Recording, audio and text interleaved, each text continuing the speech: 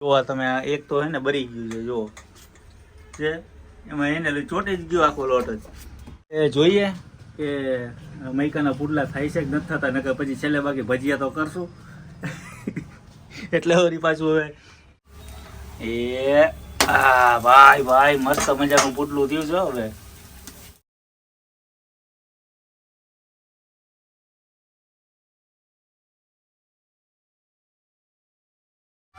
Hello મિત્રો, જય માતાજી, જય Mogal. Welcome back to my channel Raj Gohil vlogs. તમારા બધાની ફરમાઈશથી વળી પાછા આપણે ઘરની રસોઈ આપણે વળી ચાલુ કરી છે. અને આજે આપણે બનાવવાના છીએ મસ્ત મસ્ત, જે કહેવાય અત્યારે ઠંડી બહુ જ પડી રહી છે.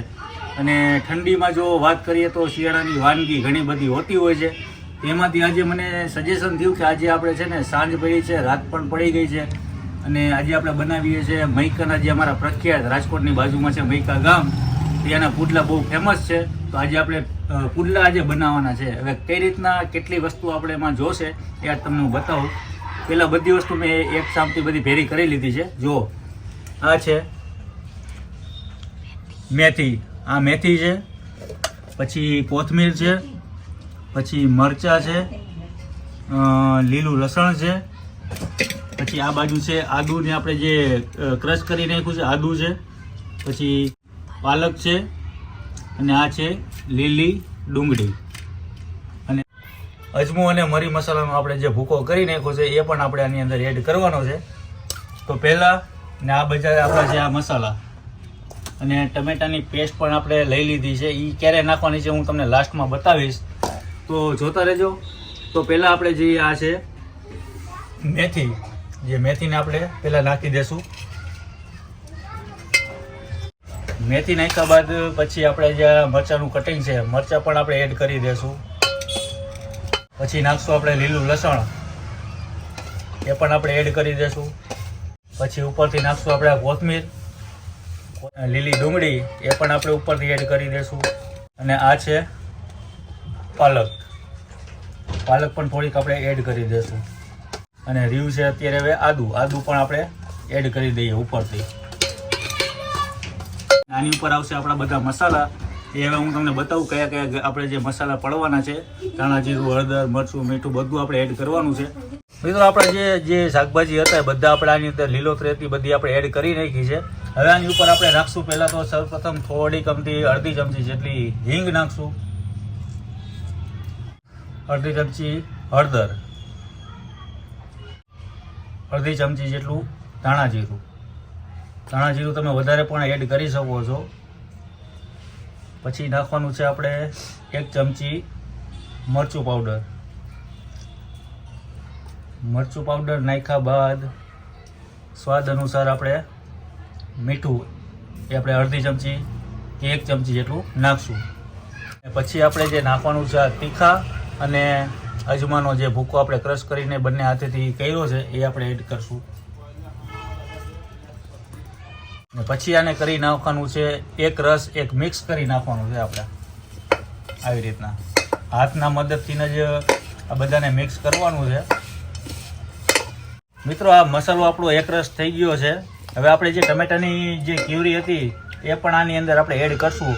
હવે ટમેટાની ક્યુરી નાખવાનો મતલબ એ છે કે આનાથી જ અમારા જે પુડલા છે એ છે ને થોડાક સોફ્ટ થાય અને ખાવામાં પણ મોજ જ એવી રાખશે એવા આપણે આ પુડલા થવાના છે. અને આને કરી નાખીએ આપણે એક મિક્સ. અને પછી આપણે જે ચણાના લોટનું રાબડું બનાવવાનું છે એ પણ તમને હું બતાવું. તો આપણો આ મસાલો જે છે એ આ તૈયાર થઈ ગયો છે.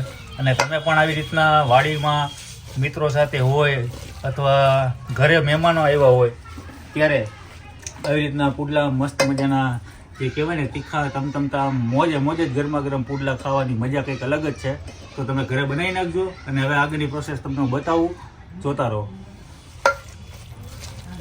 મસાલો થઈ ગયો, ટમેટાની ક્યુરી પણ આપણે એડ કરી નાખી છે. અને પછી લાસ્ટમાં નાખવાનું છે આપણે ગરમ મસાલો, એટલે આનો સ્વાદ કંઈક અનેરો જ આવવાનો છે. અને વળી પાછું આપણે કરી નાખીએ મિક્સ. અને તમે આવો ચટાકેદાર જે પુડલાનો મસાલો બનાવજો, અને પછી જે પુડલા બનાવવાની મજા છે ભાઈ, ખરેખર આનંદ જ આવશે એવી આ જે પુડલા બનવાના છે. શિયાળાની મસ્ત ઠંડીની અંદર આવા ગરમા ગરમ પુડલા મસાલેદાર જે ખાધા પછી તમને હે ને ગરમી ચડી જાય એવા પુડલા આજે બનાવવાના છે આપણે. તો હવે આપણે જે કહેવાય ચણાના લોટનું આપણે ખીરું એ આપણે પહેલાં તૈયાર કરી લઈએ. હવે આપણે જે બનાવવાનો છે ચણાના લોટનું જે ખીરું એ આપણે પહેલાં ચણાનો લોટ લઈ લઈએ. બેસન એ તમે ચણાનો લોટ તો આપણા ઘરે હોય અને તમારે જે વાડીઓમાં એમાં બનાવવું હોય તો પછી એપલનો લોટ પણ સારો આવે છે, એનો પણ તમે યુઝ કરી શકો છો. આપણે ચણાના લોટનું લગભગ 4 ચમચા જેવું લીધું છે અને હવે થોડુંક પાણી એડ કરીએ. પાણી એને મિત્રો થોડું એડ કરવાનું છે, કારણ કે આપણે જે ટમેટા અંદર જે નાખ્યા છે ટમેટા પણ પાણી છોડે અને મેથીમાંથી જ પાણી છૂટતું હોય છે, એટલે આપણે થોડુંક ગઠોડા ના રહી જાય એટલા માટે થોડું આપણે લોટને મિક્સ કરીએ છીએ. એકદમ મીડિયમ જે રીતના આખું રાબડું તૈયાર આપણે કરવાનું છે આ જે ખીરું ચણાના લોટનું. અને ખાસ કરીને આમાં જે ગઠોડા ના રહી જાય એનું તો ધ્યાન રાખવાનું. જો આવી રીતના એટલે આને હલાવતું જ રહેવાનું છે. ને તમને એવું લાગે કે ભાઈ જાડું લગભગ ખીરું થયું છે તો એને છે ને તો હજી પાણી નાખીને થોડુંક આપણે પતલું કરી નાખવાનું. આવી રીતના હલાવતું રહેવાનું. તમને એવું લાગે કે હજી ભાઈ આ જાડો જેવું લાગે છે તો થોડુંક અમથું પાણી આપણે એડ કરવાનું. પાણી નાખતું જવાનું ને હલાવતું રહેવાનું. મિત્રો આપણું જે ચણાના લોટનું ખીરું જો અત્યારે તૈયાર થઈ ગયું છે. આવી લેર થાય ને એટલે તમારે સમજી લેવાનું કે તમને એવું લાગે કે હજી ભાઈ પતલું કરવું છે તો પણ પાણી નાખી એટલે પતલું કરી નાખવાનું. કારણ કે આપણે આની અંદર આપણે મસાલાની અંદર ટમેટા અને જે મેથીનો ભાગ છે એમાં પાણી છોડતું હોય એટલે એના હિસાબે આપણે થોડુંક ઘટ રાખ્યું છે. અને હવે આપણા જે મસાલો છે એ બધું આપણે આની અંદર મિક્સ કરી દઈશું. જોતા પૂરતું આપણે હલાવતું રહેવાનું અને મિક્સ કરતું રહેવાનું. જો આવી રીતના ગઠોડા એનું ખાસ ધ્યાન રાખવાનું છે મિત્રો, નકર તમને પછી છે ને જે પુડલું ખાવાની મજા છે ને આખી બગડી જશે. અને મૈકાના પુડલા કોણે ખાતા છે મને કોમેન્ટમાં જરૂરથી જણાવજો. અને આજે ફર્સ્ટ ટાઈમ આપણે ઘરે પુડલા બનાવીએ છીએ અને ખાધા પછી ખબર પડશે કે ટેસ્ટ કેવો છે. આમાં તમારે તીખું કરવું હોય તો તમે મરચાંની જે કટકી સુરતી મરચી હોય એ પણ થોડીક નાખો તો તીખા ખાવાના શોખીન માટે તીખા પણ થાય. અને આની સાથે ટમેટાની ચટણી હોય છે, એવું ઘણું બધું ખવાતું હોય છે ભાઈ. ખીચડી હોય, લીલી ડુંગળી હોય. તો આપણું આ રાબડું અત્યારે ઓલરેડી તૈયાર છે એવું મને લાગે છે. પણ આપણો જે આ મસાલો વધેલો છે ફરી પાછું આપણે જોઈ લઈએ. અત્યારે આપણું આ જે ખીરું તૈયાર થઈ ગયું છે એકદમ મસ્ત મજાનું. તો હવે આપણે લોઢી ઉપર જે પુડલાને શેકશું અને પછી તમને આગળની પ્રોસેસ બતાવીએ. જય માતાજી. મિત્રો હવે જે રમત છે જે હવે લોઢી ઉપર આપણે ચણાના જે ખીરું આજે બનાવ્યું છે જુઓ આ તમે બધી તૈયારી થઈ ગઈ છે. હવે લોઢી ઉપર આપણે જે પુડલાને શેકવાના છે કઈ રીતના એ પ્રોસેસ પાછી અઘરી છે. હવે જેવું આવડે એવું તમે જોતા રહેજો. ને આજે પુડલા બનાવીએ છીએ, મોજ કરો અને સાથે ચા પણ પીવાની છે. એટલે પુડલા અને ચા ચાલો તૈયારી કરીએ. અને આ લોઢી આવી જાય ને ટેમ્પરેચર પહેલાં જોઈ લેવાનું કે ભાઈ વધારે ગરમ તો નથી ને. આ ખીરું જે બનાવ્યું હતું આ ખીરુંની વાટકી આપણે ભરી લેવાની છે. ને પહેલાં લોઢી ઉપર આપણે થોડું તેલ એડ કરી દઈએ. તેલ એડ કરી દઈએ ને પછી આપણું આ જે ખીરું છે એ લોઢીની ઉપર નાખી દઈશું.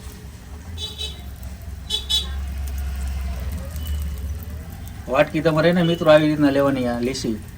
એટલે પછી કાલે આવી રીતના કરવાનું, ફરતું રહેવાનું. તમારે જેવું ખાવું હોય એવું, જાડું ખાવું હોય, પતલું ખાવું હોય એ રીતના એડ કરતું રહેવાનું. પછી એને પાથરતું રહેવાનું આવી રીતના. મિત્રો આપણને તો આવું આવડે નહીં. આ મૈકાના પુડલા જેટલા બનાવે છે એ લોકોને જ આવડે, કારણ કે એ તો 2 ઇંચના મોટા પુડલા બનાવતા હોય છે. પણ આપણને જેવું આવ્યું છે એ રીતના અત્યારે આપણે પુડલું બનાવ્યું છે. જાડું હોય કે પતલું હોય ખાવાનું તો આપણે જ છે. ને હવે ફરતી કોર આપણે તેલ આપણે એડ કરી દઈશું. જેથી કરીને ફરતી કોર પુડલું આપણું છે ને એ ચોટે નહીં એના હિસાબે. મિત્રો જે આ પુડલા બનાવવાની રીત આપણા કામની વાત નથી, કારણ કે મૈકાના પુડલા જે બધા લોકોએ ખાધા છે, હવે એમના હાથથી આપણા હાથથી તો બરી ગયા. હું તમને બતાવું ને અત્યારે મારા મમ્મી ઉભા થઈને આવે કે ઉપર હું તને હવે હું બનાવું છું. જો આ તમે એક તો હે ને બરી ગયું છે, જો છે એમાં એને ચોટી જ ગયો આખો લોટ જ. હવે અત્યારે પાછી બીજી એક આપણે લોટી લીધી છે, નોનસ્ટિક છે. હવે જોઈએ કે મૈકાના પુડલા થાય છે કે નથી થતા, નકર પછી છેલ્લે બાકી ભજીયા તો કરશું. એટલે વળી પાછું હવે આપણાથી ના થયા પુડલા, અને અત્યારે વળી મમ્મી કે ઉપર હું બનાવું છું, એટલે મમ્મી બનાવે છે પુડલા. જોઈએ હવે આમાં થાય છે કે નથી થતા, કારણ કે ખીરું જાડું થઈ ગયું છે કે પછી લોટમાં વાંધો છે કંઈ ખબર નથી. ટૂંકમાં જે આપણે જે ઓલું પુડલું બનાવ્યું હતું ને ભરી ગયું છે, જો લોટીમાં ચોટી ગયું. અત્યારે મમ્મીએ તો બનાવ્યું મસ્ત, પણ